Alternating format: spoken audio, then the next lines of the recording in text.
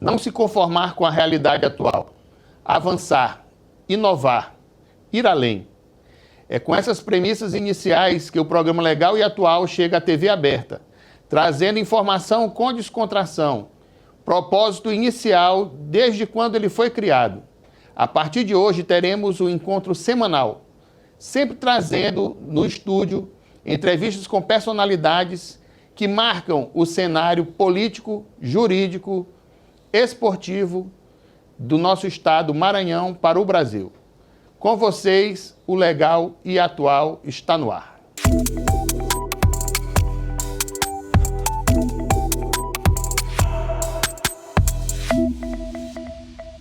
Olá, o Legal e Atual está no ar, trazendo hoje um tema da maior relevância para o Brasil.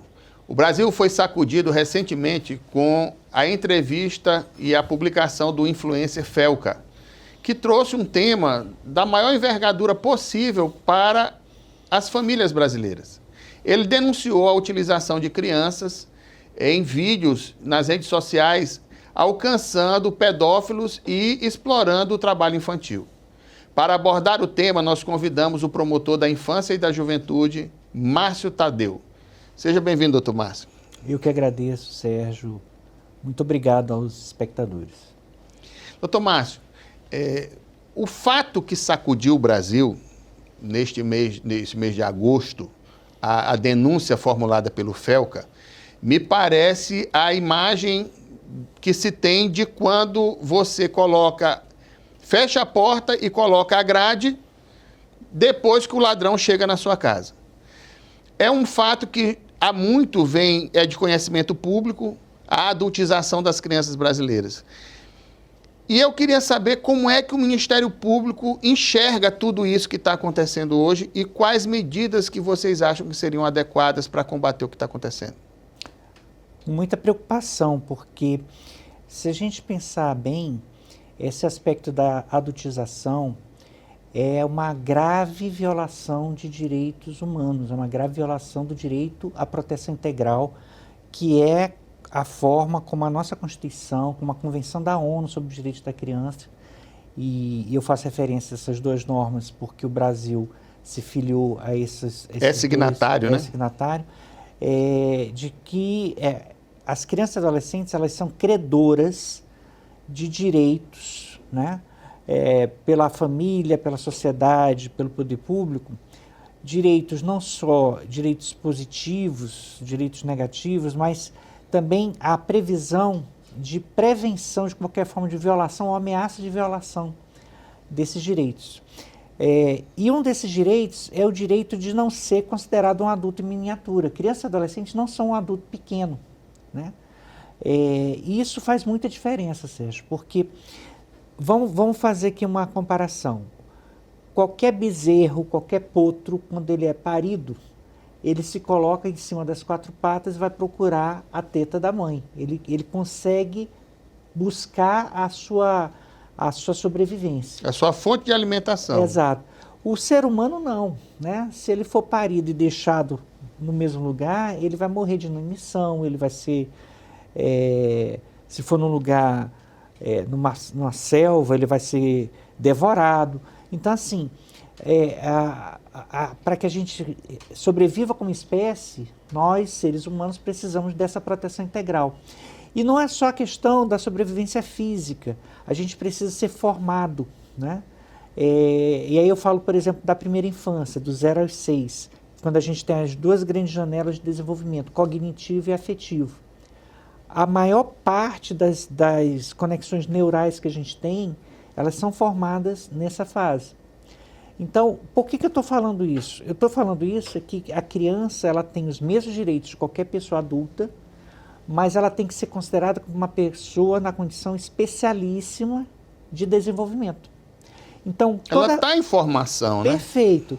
Então, toda vez que você tem alguém que tenta tornar isso precoce, você está agindo contra esse desenvolvimento. Então, você está limitando a possibilidade desse desenvolvimento integral para essa criança, para esse adolescente. E se você está limitando, você está deixando essa criança, esse adolescente aquém, quer dizer, aquém do que ela poderia ser, né? Você está deixando que ela possa se desenvolver na sua plenitude. E quando a gente fala em adultização, a gente não está falando, portanto, em beneficiar essa criança. A gente está beneficiando outra pessoa que não é ela. Então, é uma exploração. Então, sobre o argumento de que vai trazer benefício indireto para a criança. Perfeito. Então, quando a gente fala de trabalho infantil, a gente está falando de adultização. Quando a gente fala de submeter, principalmente meninas, a padrões estéticos que são precoces em relação à sua idade, você também está falando isso. Nesse caso que o Felca denunciou, teve uma menina que teria feito, por exemplo, cirurgias plásticas muito novas. Com 16 anos. Pois é. Então, assim, trabalho infantil, submeter a padrões estéticos de forma muito precoce, cobrar dessa criança responsabilidades e competências, inclusive emocionais. Quando você tem um pai e mãe que estão se separando e que colocam a criança naquela situação, olha, você tem que escolher se você vai ficar com o pai, com a mãe. Isso também não deixa de tornar precoce uma competência emocional que ela ainda não desenvolveu. Quando você manipula, né, a comunicação mercadológica, a publicidade, seja para capturar aquela que o Código de Defesa do Consumidor chama de pessoa hipervulnerável, que é a criança e adolescente, para que ela faça compra de produtos que, mesmo que sejam adequados para a sua faixa etária, mas que ela não tem condição de evitar ou de racionalizar sobre a oportunidade ou não daquela aquisição. Ou evitar o incentivo ao consumismo. Né? Exato. Ou, por outro lado, quando você faz com que essa criança faça propaganda de produto que ela não pode. A gente tem hoje, doutor Sérgio, muitos casos até de influenciadores mirins fazendo propaganda até de jogos de aposta eletrônico, né, das bets. Quer dizer, a lei proíbe que ele jogue, mas ele pode fazer a propaganda? Quer dizer, isso não é proteção integral. Então, a adultização é sempre uma violação de direitos. E portanto, está no campo da defesa, da promoção jurídica, inclusive, disso. E como a Constituição, no 227, ela diz que é uma obrigação comum, compartilhada da família, da sociedade, que vai incluir a empresa, vai incluir a plataforma, né, e do poder público, a gente tem que buscar uma comunhão de esforços para isso. Nós já temos hoje alguns mecanismos legais para tentar ajudar, inclusive, os próprios pais a exercerem a sua competência, a sua capacidade protetiva. Ou quando eles vão além disso, né, até exercendo uma forma abusiva, de responsabilizá-los. Mas o que, por exemplo, o Congresso começou a fazer de uma forma mais decidida a partir dessa denúncia do Felca é identificar que existe um certo vazio legislativo no que se refere à responsabilidade dessas empresas. Quando a gente vê, por exemplo, a utilização de criança numa rede social para conseguir um engajamento, e engajamento, leia-se cifrão, leia-se monetização, você está falando que essa criança está exercendo o chamado trabalho artístico infantil. E o trabalho artístico infantil, pela CLT, pelo Estatuto da Criança e do Adolescente, mesmo que tenha autorização do pai ou da mãe, mas ele precisa ter um controle judicial, né? Então deveria ter um alvará para isso. Será que cada influenciadorzinho desse mirim, né, ele tem esse tem tipo nada. de coisa? Será que foi feita uma avaliação? No caso lá da Paraíba, as informações que se tem é que, por exemplo, uma das matérias da defesa é que esses adolescentes estavam emancipados. Emancipado, né, para o nosso telespectador, é uma ficção jurídica que você considera como adulto quem ainda não é. Mas né? Você vê que a defesa cai por terra logo no começo, considerando que a jovem que participa dos vídeos do, acho que é Ítalo, não é o nome dele? Do influenciador da Paraíba, que colocou o silicone aos 16 anos, ela desde muito mais nova, ela participava dos programas. E a emancipação você só consegue fazer juridicamente a partir dos 16 anos. Então você vê que é uma maquiagem que foi feita, produzida para poder utilizar. E ainda que essa emancipação seja regular, vamos dizer, formalmente, mas você não pode emancipar para prejudicar. né? Então, assim, seria, e parece que é o caso, uma fraude, né? Um outro ponto é que, da matéria da defesa, nesse caso, é que os pais teriam autorizado. Eu posso autorizar que meu filho se prostitua? Eu posso autorizar que ele roube? Eu posso autorizar que ele cometa um crime? Se eu estou fazendo isso, eu não estou exercendo o meu poder familiar nos termos que a lei determina, né? Naquilo que a gente espera da atividade parental. Então, assim, é mais uma demonstração de que é necessário que a gente faça essa conjugação de esforços, a família entendendo a sua responsabilidade, as empresas, inclusive as plataformas, assumindo a sua responsabilidade, porque o que o Felca nos demonstrou é que toda a lógica das redes sociais, do ambiente da internet, é para manter esse engajamento alto. Eu costumo puxar da minha memória a nossa infância, nós somos da mesma geração, em que nós tínhamos como principal ícone da televisão brasileira a Xuxa, com roupas minúsculas. Parece que a diretora fazia questão de colocá-la no vídeo com roupas minúsculas. As Paquitas com umas roupinhas de soldadinho colada no corpo, que também atraía os olhares do público masculino, principalmente dos pedófilos. E depois nós tínhamos uma reprodução de costumes em larga escala, as mães vestindo as suas filhas como se a Xuxa fosse, como se fossem mini Xuxas. Me parece que essa é um dos precursores disso que a gente está vivendo hoje. Os grupos musicais, eu lembro que nós tínhamos a Turma do Balão Mágico com uma linha de conduta bem regular e que não era ofensiva em nada. Mas logo depois nós tivemos aqueles grupos musicais que reproduziam, por exemplo, o grupo El Chan, né? Me falha a memória agora, mas tinha o grupo que tinha o Jacarezinho, com duas menininhas que imitavam o El Chan com roupas pequenas também. Me parece que tudo isso é a origem do que nós estamos vivendo hoje. E eu me pergunto, será que nós não erramos em não ter, desde o começo, observado aquilo que nós estávamos fazendo? Será que nós não erramos em ter tido a percepção de que nós precisávamos frear desde lá? Eu acho que a gente tem que tentar compreender as realidades de acordo com o seu tempo. Mas, de toda maneira, o que a gente pode considerar é que eu acredito que a gente tenha tido uma certa evolução, inclusive normativa. Vamos pensar aqui, por exemplo, classificação indicativa. Ela foi Eu sinto falta da censura, não vou mentir. O programa entrava no ar, este programa é para a partir de tal idade. E aí os pais mandavam a gente sair mesmo. Esse programa não é para você, sai daí que não dá para ti, não aperreia. O que acontece? A Constituição de 88, por conta de toda a movimentação de abertura, de redemocratização, ela tornou abjeta a censura. Porque qual é a diferença da censura para a classificação indicativa? Na censura, o Estado te diz o que você pode e não pode consumir em termos de produto cultural, porque se estava censurado, não podia ser divulgado. Na classificação indicativa, isso vem ao encontro, inclusive, dessa proteção integral, porque a proteção integral dos direitos da criança significa também a gente fortalecer a autoridade dos pais. Mas não é uma autoridade desarrazoada, uma autoridade informada. O que eu estou querendo dizer? O que é classificação indicativa? A classificação indicativa, ela não impede que o filme seja exibido, que a peça seja exibida, que o espetáculo aconteça.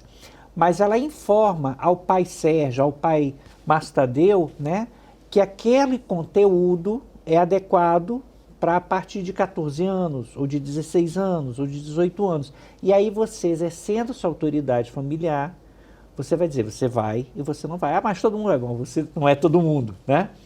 Então, a gente teve esse avanço nessa questão. O artigo 220, parágrafo 4º, ele estabeleceu, o artigo 70 da Constituição estabeleceu isso, o 77 do ECA regulamentou e a gente vem tendo O portarias... ECA, pessoal, é o Estatuto da Criança e do Adolescente. Perfeito. Várias portarias do Ministério da Justiça foram aperfeiçoando isso. Então, a classificação indicativa, ela tem um papel muito importante nessa ajuda para que os pais possam regular. Só que em 88, no século passado, no outro milênio, de onde viemos... De onde né? viemos? Eu sempre registro isso lá em casa. Olha, eu sou do século passado. Do outro milênio, porque é mais complicado ainda. Digo para os meus alunos também. Na Constituição, né, a gente tem referências, por exemplo, também no 220, sobre programação de TV, de rádio, mas não fala nada de internet. Por quê? Porque não havia internet. Não existia isso na nossa época. Então, o que acontece? A gente precisa adequar essa ideia da classificação indicativa para esse cenário de fronteira nova tecnológica que é da internet. Precisa mudar a lei? Não, acho que aqui bastaria você pensar no fenômeno da mutação constitucional, né? Que é você adequar aquela regra à nova realidade, ou então fazer uma interpretação conforme, de acordo com 227. Das propostas legislativas que surgiram a partir daí, uma delas também resgata essa possibilidade de você ter a chamada classificação indicativa para determinados conteúdos de internet, para que os pais pudessem também ter esse controle, esse direcionamento. Mas eu queria insistir, a gente não pode onerar somente a família com relação a esse aspecto da adultização. Porque nem sempre a família, os pais, eles têm, vamos dizer assim, competência tecnológica para entender determinadas coisas, né? Me preocupa, e eu queria registrar isso, eu recebi no meu Instagram a notícia de que o Instagram está avançando, regulamentando a plataforma para o uso de adolescentes a partir de entre os 13 e 15 anos. Mas me parece que ela transfere para os pais que não têm o conhecimento tecnológico apropriado a responsabilidade pelo filtro. Ao passo que eu entendo que, se houvesse uma comunicabilidade da imagem para outros, como o Felca denuncia, os pedófilos apresentando, vamos compartilhar, vamos trocar a fotografia e tudo, o conteúdo, se ela identificasse isso, ela tinha que frear de imediato. Eu acho que o controle tem que sair efetivo da plataforma e não transferir para os pais. Porque a plataforma tem tecnologia para isso. Exatamente. Né? E se ela tem tecnologia, ela tem que ter a responsabilidade. A mudança legislativa que se discute logo em seguida a essa entrevista do Felca, na semana seguinte a gente teve imediatamente, só na Câmara, 30 e poucos projetos de lei falando sobre isso. Ela tem que chegar a detalhes, como, por exemplo, uma expressão difícil, mas que hoje é necessário que a gente enfrente, que é da chamada responsabilidade algorítmica. Porque o que o Felca disse? Olha, você bota a foto do seu filho tomando banho de caneco no fundo do quintal da sua casa, que a gente tinha na nossa época, mas ia para o álbum da vovó, o álbum da vovó ficava na gaveta da cômoda do quarto dela. Hoje essa foto ela vai para a internet. E aí ela pode ser manipulada, ela pode ser colocada na Deep Web, ela pode ir para um site de pornografia infantil. Porque o próprio Deepfake também faz isso, né? Você coloca aquela imagem num outro corpo, ou numa outra face. E aí o que acontece? Quem tem que ter estratégias, barreiras, formas de notificação, formas de reclamação, formas de subtração, uma atitude protetiva e preventiva é a própria plataforma, né? Agora, óbvio, isso não pode ser uma coisa que não tenha regulamentação. Daí a importância desse debate também legislativo com relação a esse aspecto. Doutor Márcio, e a questão da responsabilidade penal numa situação dessa, como fica?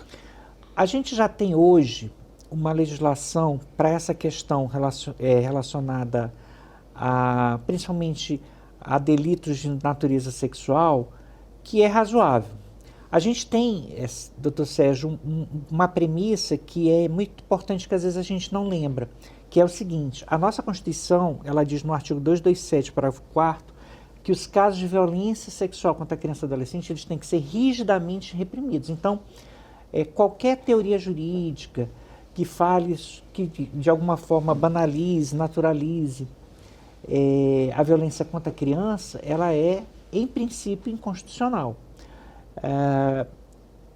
E isso vai para outros aspectos relacionados. Por exemplo, o próprio Supremo Tribunal Federal, ele já reconheceu a constitucionalidade de leis estaduais que prevêem, por exemplo, cadastro de abusadores sexuais, para que você possa saber onde é que eles estão, como estão, e possa adotar estratégias para tentar prevenir o contato com as crianças, com os adolescentes.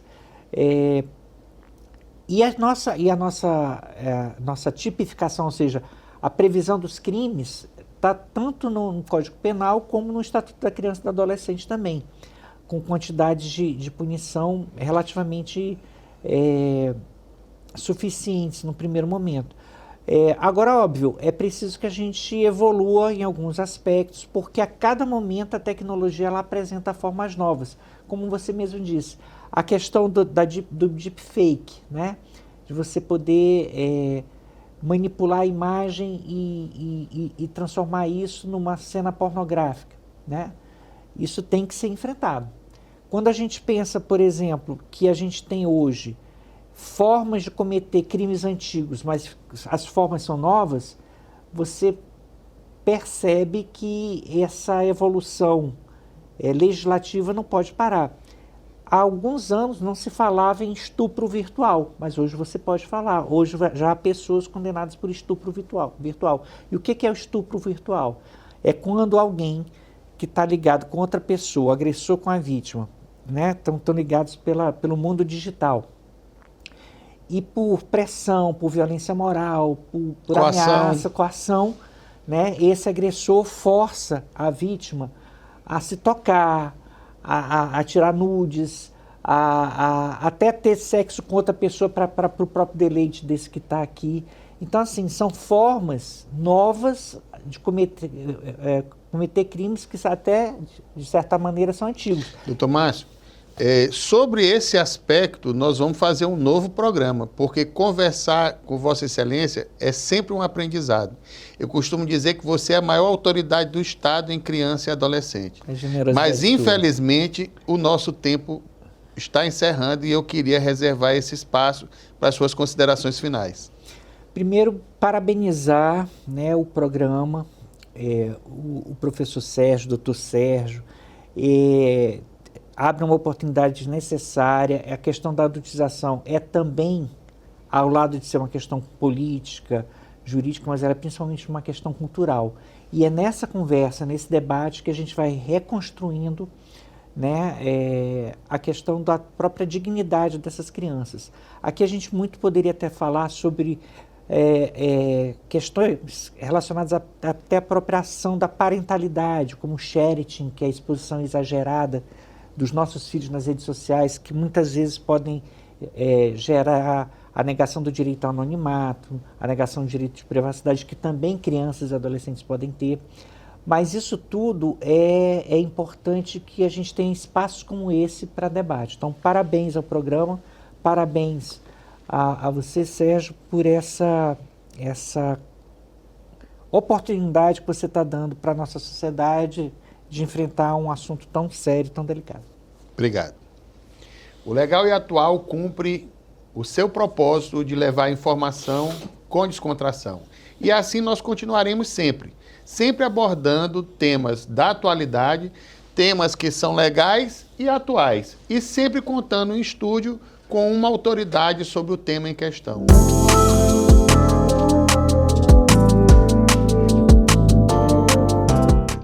Egressos é um quadro destinado a mostrar a formação e demonstrar como a universidade pode influenciar na formação do cidadão brasileiro, notadamente no curso de Direito. E, para tanto, nós trouxemos para conversar sobre um fato atual, que é a denúncia do influenciador Felca sobre o abuso do trabalho infantil e suas implicações de natureza penal. Para tanto, está conosco no estúdio o egresso da Universidade Selma, Wesley Aguiar, advogado criminalista no estado do Maranhão. Wesley, seja bem-vindo ao Legal e Atual. Sou Sérgio, primeiramente é uma satisfação estar aqui com o senhor, foi meu professor, e hoje debatendo um pouco sobre um assunto que precisa de uma conscientização maior e realmente de algo a mais dentro do nosso legislativo, né? Então é um prazer estar aqui com o senhor. O Brasil, Wesley, foi bombardeado literalmente com a entrevista do influenciador, a entrevista e denúncia do influenciador Felca, em que ele mostra a forma como a infância está sendo adultizada e levando crianças à exposição de sua figura, de seu corpo, e também a utilização dessas crianças no trabalho infantil. Nós tivemos a prisão de um dos influenciadores que faziam uso dessa performance infantil no seu programa e que continua preso. Como é que você vê essa questão penal incidente sobre essa situação denunciada pelo Felca? Professor Sérgio, antes mesmo de nós falarmos sobre essa implicação penal, algo que me chamou muita atenção dentro dessa questão hoje que foi abordada, que é a adultização, né, chamada, é que basicamente nós já temos um estatuto que já legisla sobre toda essa matéria de crianças, adolescentes, e o que envolve, né, toda essa situação, seja a vulnerabilidade dessa criança, seja uma proteção integral.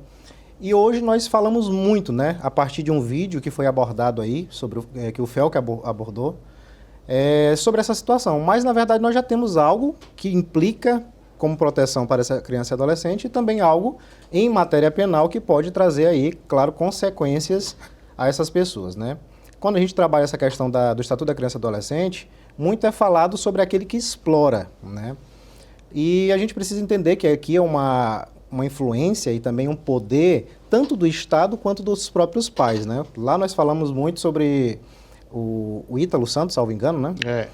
Mas também tínhamos outros contextos lá, que o Felca abordou, que é justamente pais que exploram os filhos e abordam todas as situações, né, de bonificações acerca disso.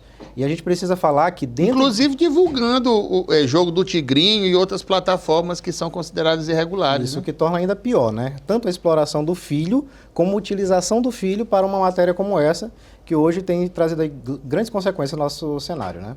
Então, hoje, trabalhar essa matéria penal, a gente pode trabalhar essa exploração que é tida, essa vulnerabilidade, quando a gente trabalha crianças, né? E aí nós temos o Código Penal trabalhando a vulnerabilidade absoluta. Então, hoje, não precisa nem sequer ter realmente um ato sexual, um ato ilícito, ou a gente pode abordar no contexto hoje de uma fotografia, de um vídeo, tudo que é abordado ali dentro daquele contexto da criança e do adolescente. Então, essa vulnerabilidade ela é tida como absoluta.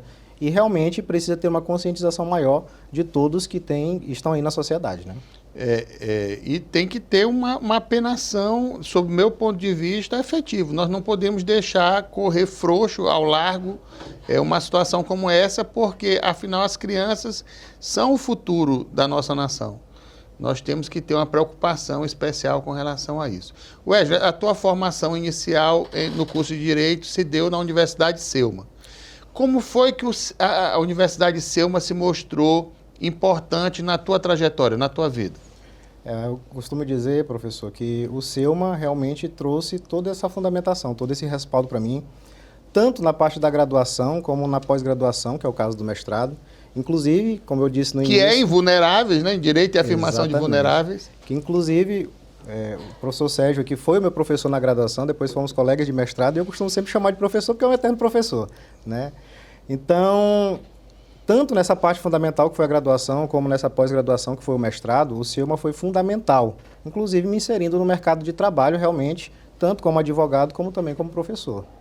Eu sei que você hoje leciona na universidade lá em Chapadinha e tem uma respeitabilidade perante seus alunos e perante a sociedade muito grande. Como é que você, com toda essa bagagem que você traz hoje, como é que você vê hoje a Universidade Selma dentro desse processo de apoio ao egresso? O que é que você acha que pode ser melhorado para que a Universidade Selma consiga dar cada vez mais um resultado satisfatório para o egresso e para a sociedade? Professor Sérgio, o Selma geralmente tem os melhores frutos, né?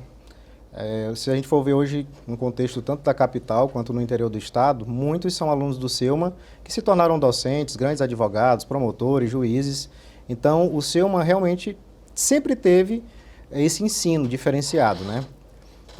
Hoje, o que eu vejo que pode ser, não digo melhorado, mas sempre pode ter algo a mais, é realmente, dentro dessa perspectiva de uma pós-graduação, de um mestrado, trabalhar um contexto já mais de preparar para uma docência, preparar para o mercado de trabalho, o que já vem sendo feito. Mas, claro, sempre pode ser aí melhorado, né? Wesley, todo profissional sempre tem um sonho. O seu sonho, eu lembro desde a época da graduação, era ser um profissional da área penal, um advogado criminalista. E você tem se mostrado ao longo dos anos excelente na concretização desse sonho. Você conseguiu realizar o sonho do magistério superior. Você é professor universitário. Qual é o seu grande sonho hoje? Professor, eu me lembro que quando eu era aluno ainda na graduação, eu ouvia de alguns professores falarem, olha, eu sou aluno da casa, eu fui aluno da casa, depois me tornei professor na casa. E são professores que estão até hoje lá no Grupo Selma. Hoje, como docente, que foi algo que eu aprendi a amar, respeitar, claro que o sonho é voltar a casa como docente, né? Fiz a graduação, fiz o mestrado. Se surgir um doutorado também seria um programa que eu faria, porque eu confio muito realmente na Universidade de Selma, o ensino que ali é produzido. Então, claro que como docente o sonho é voltar para casa. E eu espero que esse sonho se realize em breve. Amém. O Legal e Atual termina aqui, sempre trazendo informação com descontração. Eu espero que você assimile a ideia do programa, compartilhe o programa com os seus amigos, informe aos seus familiares que aqui, neste programa, nós temos um conteúdo diferenciado feito para você. Até o próximo programa.